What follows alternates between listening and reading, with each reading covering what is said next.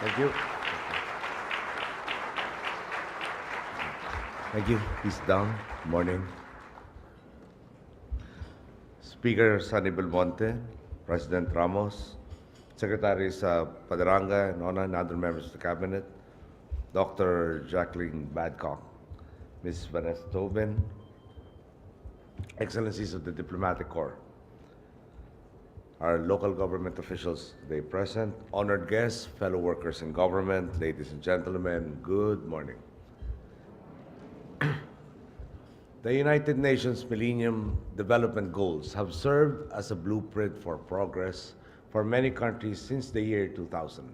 From eradicating extreme poverty to hunger, from achieving universal primary education to promoting gender equality, its goals are historic in scope and ambition. From the empowerment of women to reducing child mortality, improving maternal health and combating HIV/AIDS, malaria, and other diseases to ensuring environmental sustainability, it aims for a global approach by means of developing a global partnership for development. The Millennium Goals are a reflection of humanity's aspirations to break the chains of ignorance and disease, poverty and injustice, to end in our new millennium the millennia-old scourges of humankind.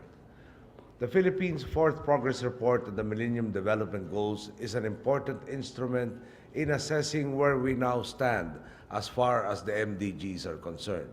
This report, which contains data from 1990 to 2009, identifies the threats that remain, how we can address them, and other efforts we need to focus on so we can fulfill our commitment of realizing the MDGs by 2015. Based on the reports, the Philippines is faring relatively well in the reduction of the mortality rate among children ages 5 and below, the decrease in the death rate associated with malaria, and our leaps in the treatment of tuberculosis.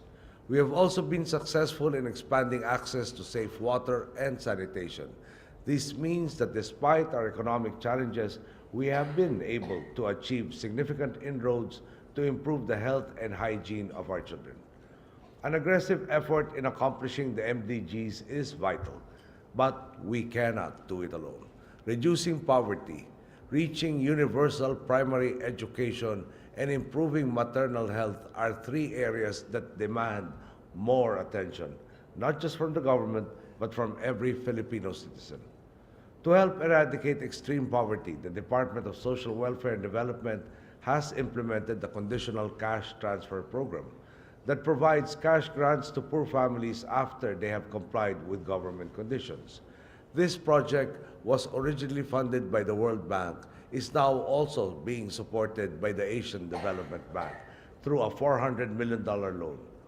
In addition, the Kalahi Seeds Program, also spearheaded by the DSWD, has received a generous $120 million loan from the Millennium Challenge Corporation for it to continue building the capacity of the poorest communities through roads, utilities, and other services which used to be inaccessible to them.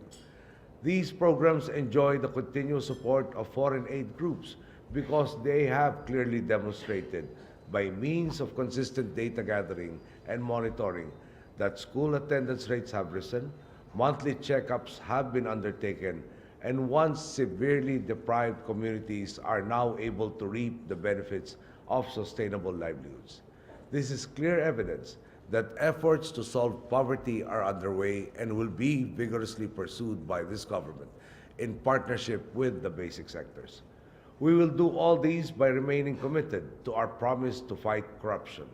Better governance, transparency, and accountability will ensure more efficient use of funds for MDGs and will minimize leaks and waste in the use of public funds. I expect each Filipino to remain vigilant in serving as watchdogs of the government, keeping our campaign battle cry alive. The end of corruption is the end of poverty.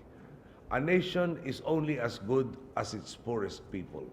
What we become then as a nation depends on our ability to provide the needs of our most vulnerable, ensuring a foundation for a more sustainable and prosperous tomorrow.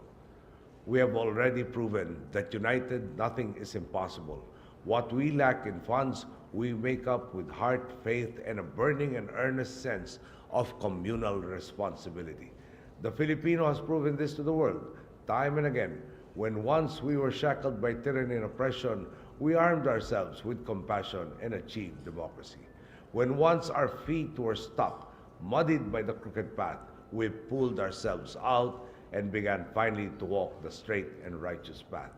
With the same commitment, we can achieve the same for our MDGs. We can free ourselves from the chains of poverty and fulfill the great potential of our nation, because that is our pledge. And in the name of all those whose trust has provided today's foundation for change, we will achieve this. We will rebuild and we will prosper.